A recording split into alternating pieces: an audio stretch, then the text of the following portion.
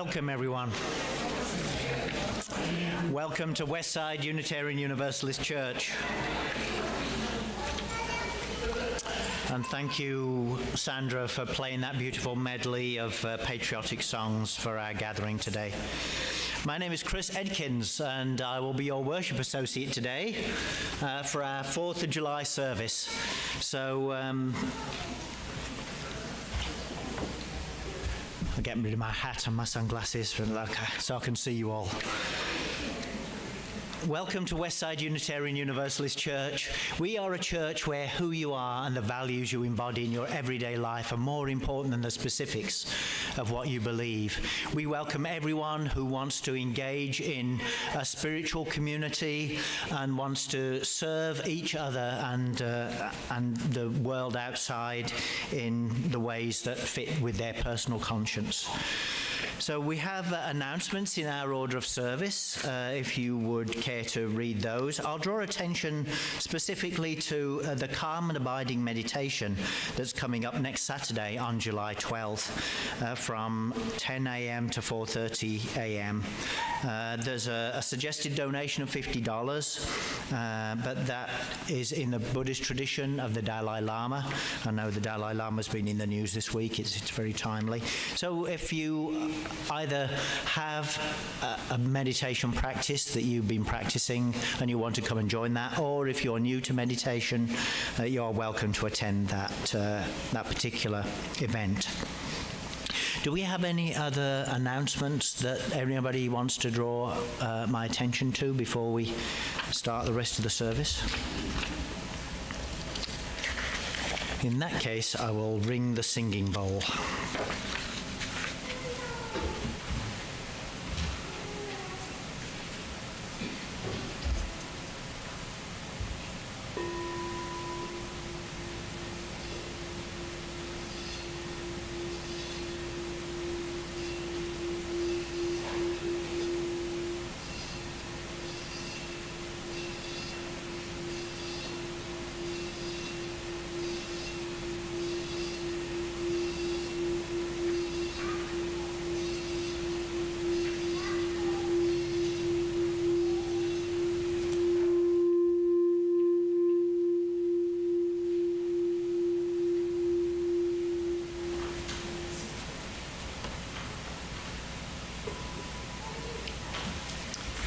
In the Unitarian Universalist tradition, we light our chalice to mark the passage into our sacred time during the service.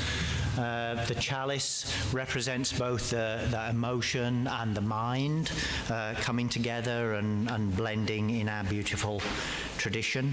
And I also have some chalice lighting words for us.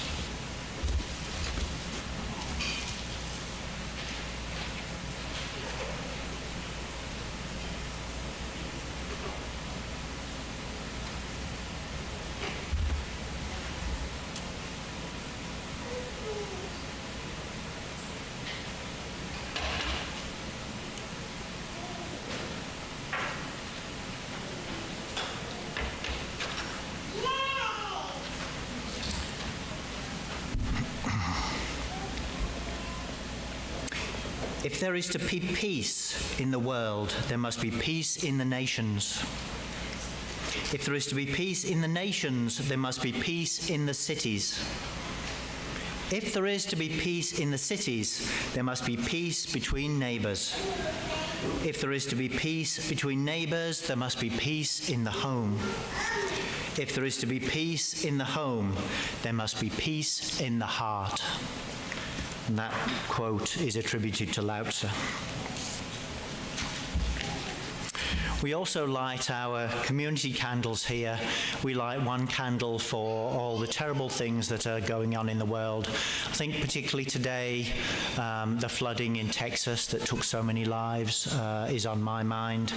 And I think just all the beautiful Independence Day celebrations on Friday. I know I had an enjoyable time at the various places that I went and the people that I chose to keep company with on that day. So we can always find our intentional community and people to hang out with and celebrate the things that are important to us in life about our country and about the things that are going on in our lives right now.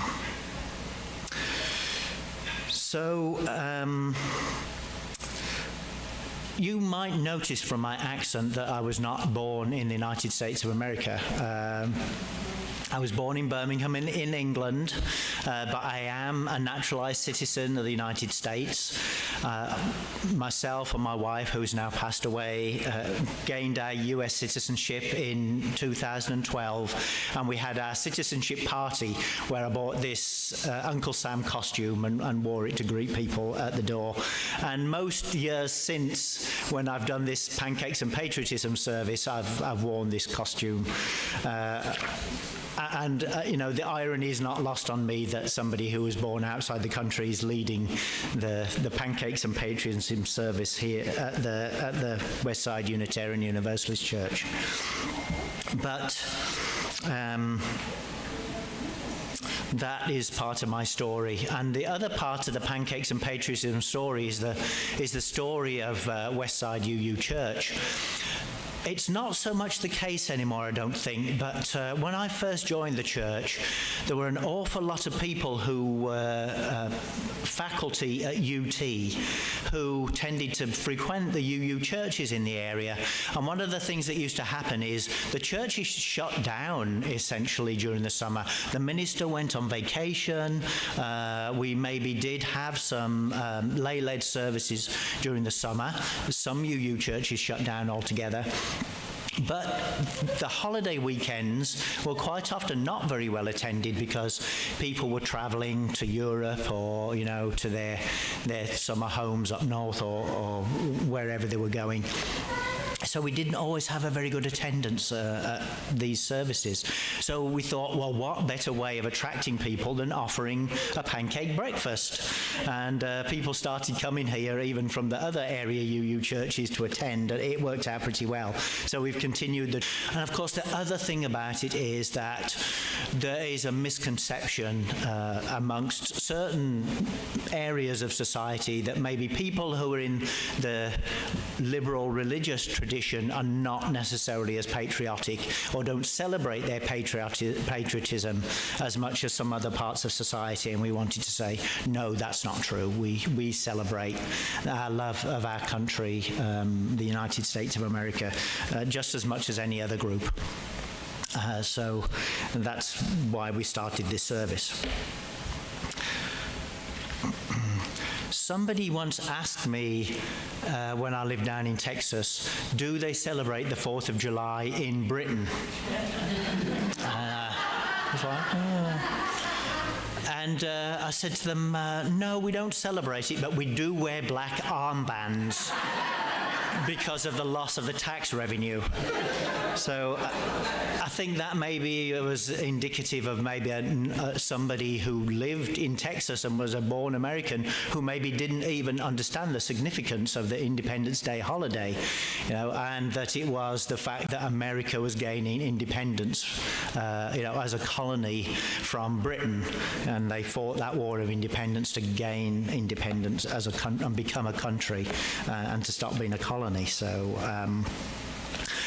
I know that part of my history, and I was taught that in school, and I think it's important to acknowledge that, you know, that we have this history. You know, I think Britain and America have a very good relationship now, despite the fact that we fought that war. We've become allies, and we are on very friendly terms nowadays, I'm glad to say. Every time I do security background check for my job, I work in the federal government, they ask me, would you be prepared to give up your British passport if we asked you to, or if you needed to? And I was like, yes, I probably would be prepared to give it up, but do I really need to? You know, Britain and America are pretty good allies. So yeah, but we have to ask, you know, it's part of our questions. So I do actually still have dual citizenship. And my wife used to be in the Daughters of the British Empire years ago.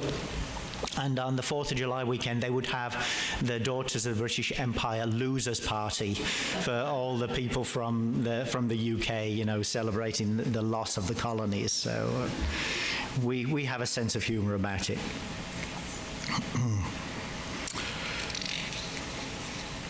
So one of the things that we do during this service, and we've moved this portion of the service into the potluck, is we give people the opportunity to stand up and read a patriotic poem or reading. So if you brought one with you, you'll be invited to do that during the potluck portion. And if you didn't bring one with you, I'm sure everybody has cell phones nowadays that you could take the opportunity during the service to find a reading if you want to, and to share that with people. So that's kind of like the all the administrative stuff out the way. And if anybody is online joining us on YouTube, we feel you're just as much a part of this congregation as anybody who's here with us in the room. So if you would like to submit something in the chat, I will try and get to it during the service, since we'll be shutting down the live feed for during the potluck. So one of the things I wanted to talk about, this is going to be a short service so we can get to the eating, but one of the things I wanted to talk about, since it's Independence Day, is to talk about independence and interdependence.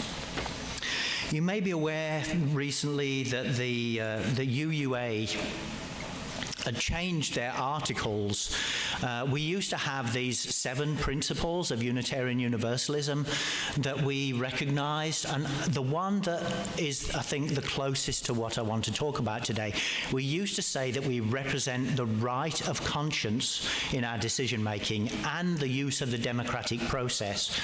And sometimes people will be like, those seem like opposite things to each other, the individual right of conscience and the use of the democratic process. But what those two things actually are their polarities. They're not opposite things, and they're not mutually exclusive. And I'm going to talk a little bit about this independence and interdependence in terms of those polarities. But this is the interdependence clause from our new Unitarian Universalist articles, from Article 2. It says this: we honor the interdependent web of all existence. With reverence for the great web of life, and with humility we acknowledge our place in it. We covenant to protect the earth and all beings from exploitation. We will create and nurture sustainable relationships of care and respect, mutuality and justice, and we will work to repair harm and damaged relationships.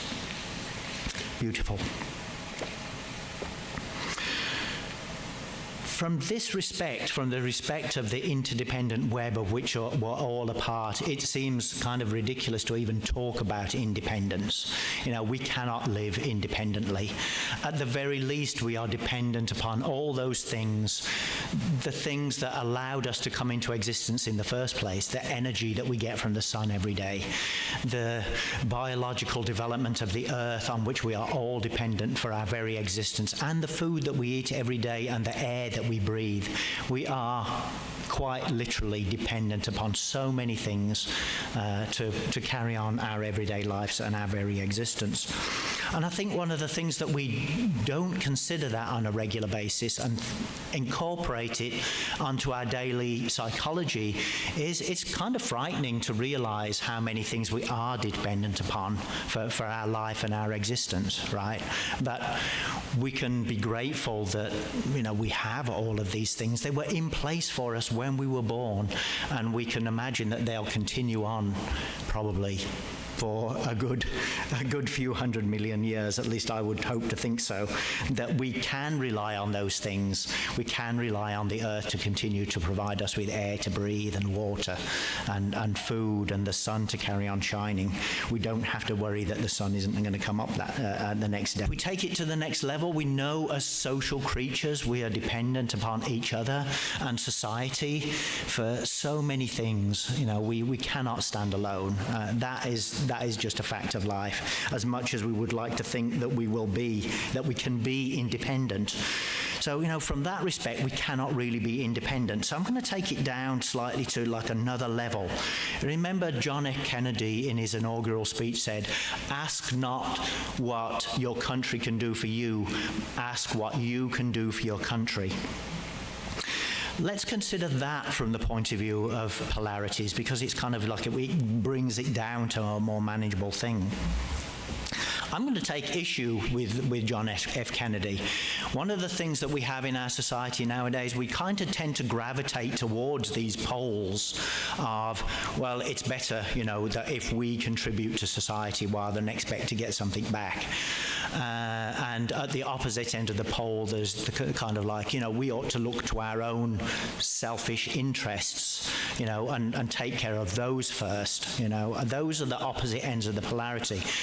In the way of looking at the world with polarities, we see that these are not two opposite things that we need to go either to the other. Both extremes are not so great, So if we look at it from the point of view of, if we only think about what we can contribute towards our country and towards society, and we don't think about what we're getting back in return, we're opening ourselves up for exploitation, potential dictatorship, because, we only have to look at societies where they are more focused on, what it is that they give to society, and individuals are not supposed to think about their own, selfish needs. That there is, we're not monitoring what benefit we're getting back in return for the things that we're putting into society. So when we do that, we're either opening ourselves up to exploitation, or we're ourselves up to have inefficient systems that are not going to provide for our needs through the contributions that we're making. So that's that one end of the polarity. But of course we also recognize that if as individuals we're selfishly looking for only what I can get back out of the system, and I'm not putting things back into the system, that the system's going to break down. It's simply not going to work. Either end of the extreme of the polarity does not produce very good results. But when we kind of come to the middle and we blend a little from the two extremes, when we blend the idea that, yes, we do have to contribute into society in order to have the benefits that we get back from it, but we do expect to get some kind of benefit back from it. We're not just doing it out of the kindness of our hearts. We're doing it because we're trying to create a system that actually is going to benefit everybody and give back to me as well. Without those two things, it just doesn't work. So, I'm going to say, let's take the attitude of we want to monitor our systems to make sure that they are being, beneficial to us, but we also need to contribute to them to make sure that there's something to give back to. Just to do another illustration of one of these polarities, one of the ones I often like to use illustration of polarity is the two extremes of wanting unconditional love and wanting to be loved for the things that we contribute, the skills that we bring to life and the things that we do for other people.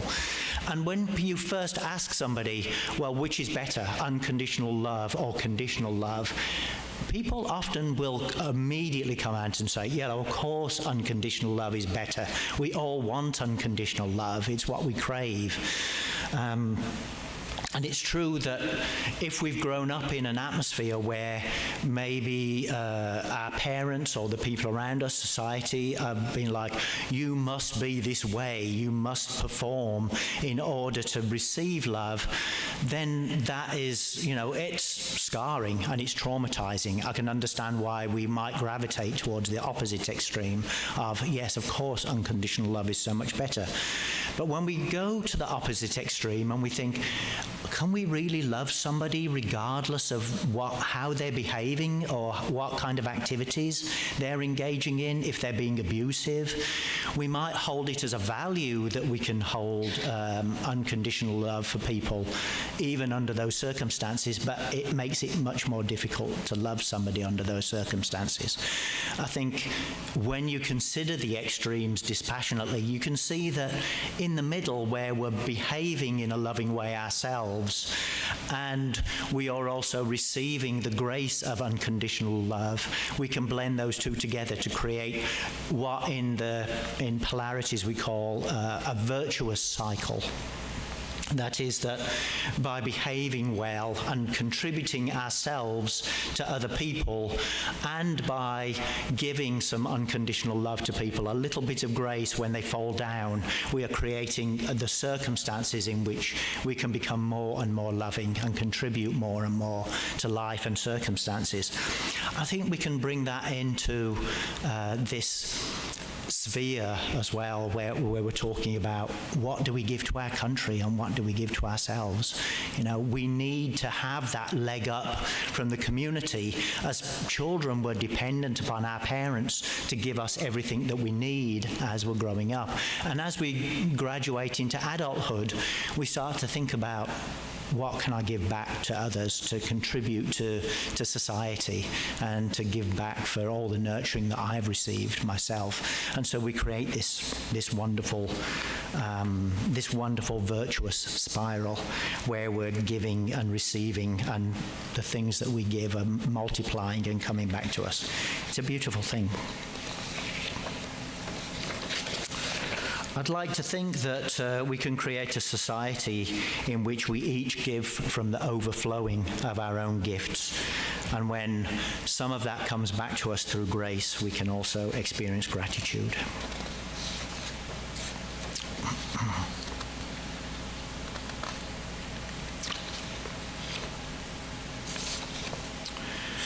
So here at Westside, we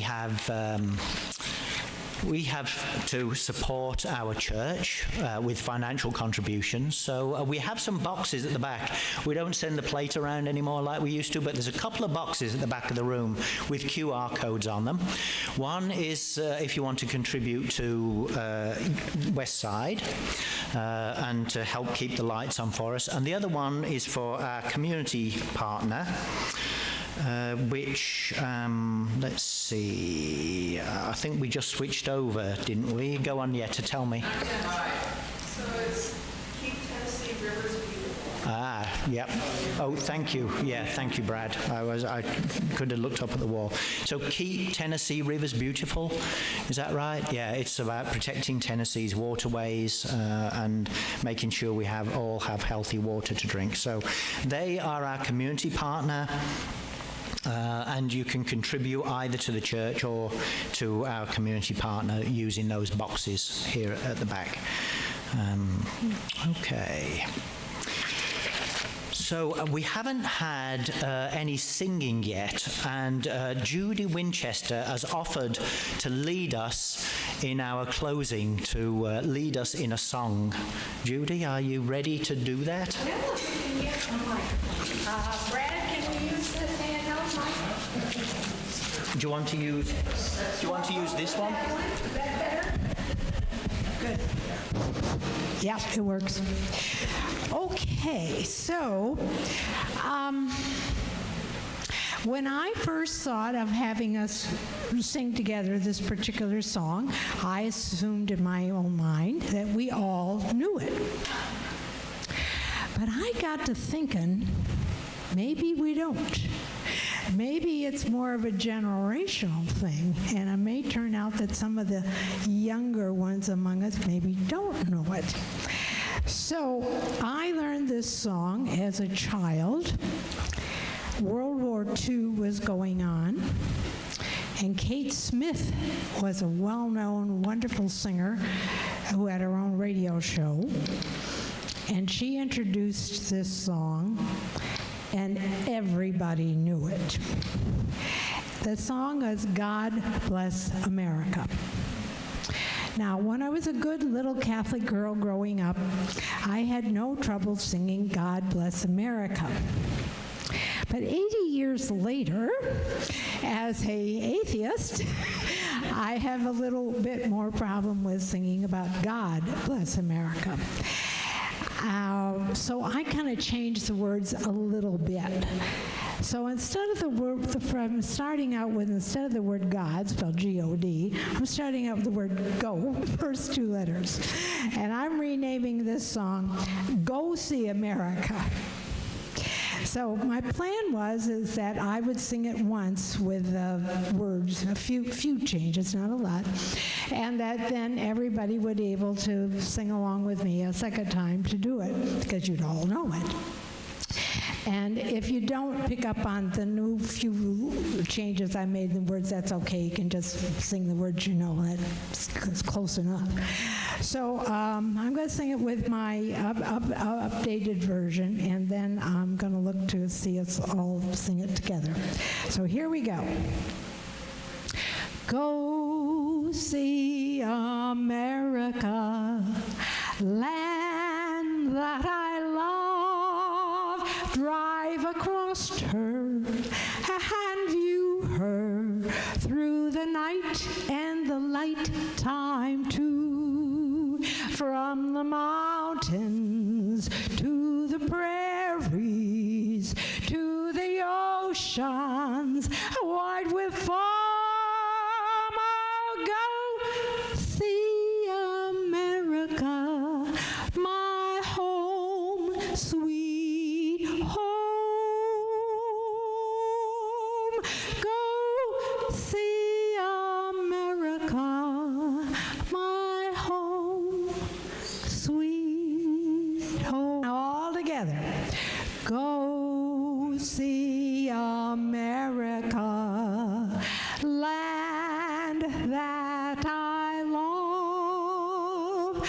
Drive across her and view her through the night and the light time too.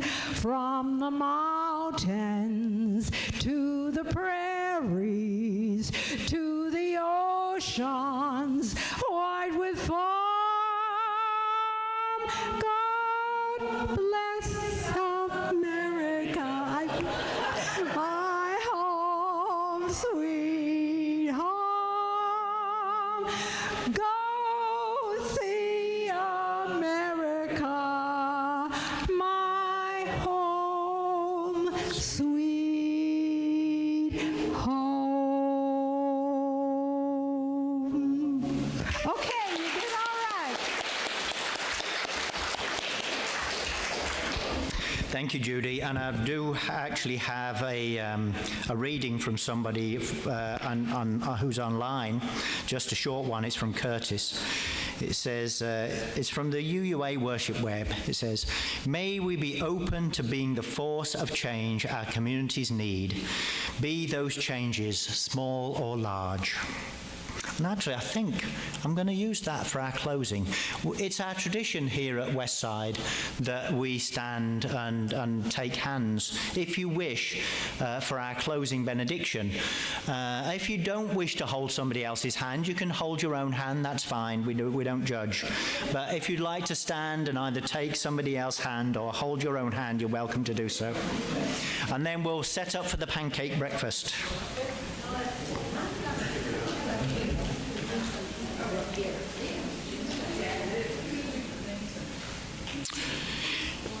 May we be open to being the force of change our communities need.